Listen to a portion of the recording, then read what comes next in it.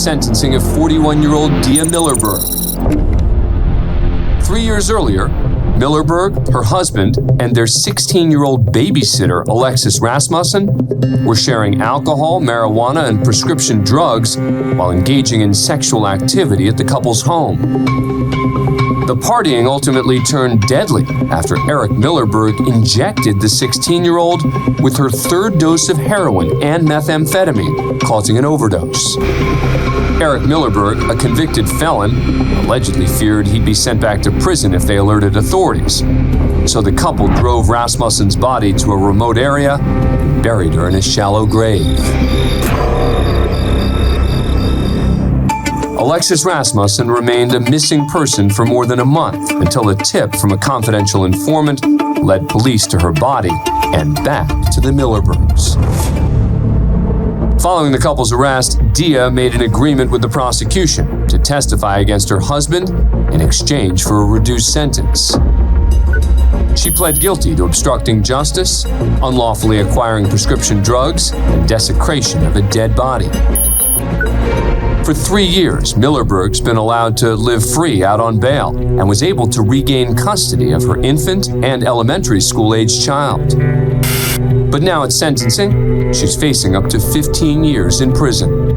Lexi's family and friends have to live with these choices every day. Although I would never have made the choices Dia did with my daughter, I go back over and over again thinking about what I could have done to make things different. I wonder if she ever does the same thing.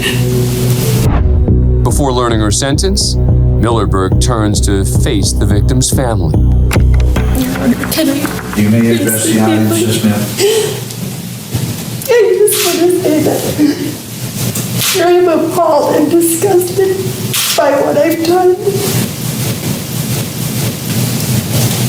I've hurt your family in a way I can't fix.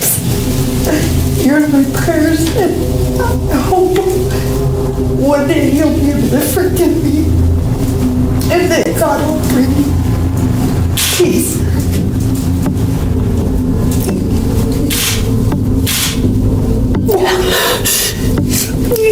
Your Honor,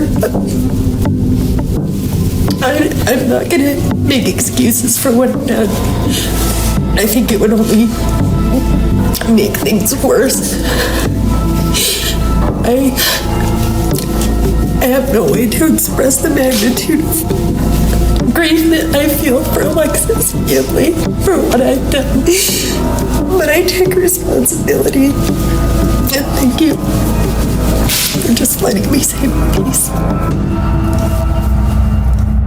It's now up to Judge W. Brent West to make a decision. The bottom line is, Ms. Millerberg, and I do think that prison is the appropriate sentence in this particular situation. I realize that 3 years of allowing you to rebuild and your family and everything of that nature, and then to come in and say, okay, Judge, you're going to destroy that. But I take these cases as I find them to be. I didn't have any control that it took 3 years to bring this to trial.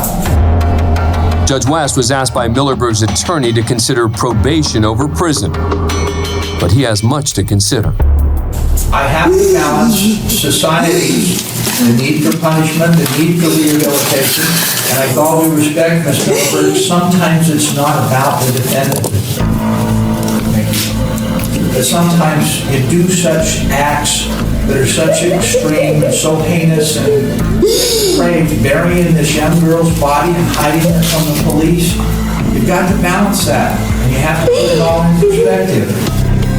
It's going to be the order and sentence of the court that you're to serve 3 indeterminate terms at the Utah State Prison of 0 to 5 years. I will recommend that they run concurrent.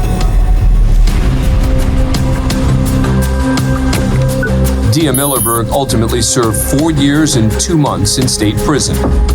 As for her husband, Eric Millerberg, he was convicted of child abuse homicide, obstruction of justice, unlawful sexual conduct with a minor, and abuse or desecration of a body, and was sentenced to 6 years to life in prison.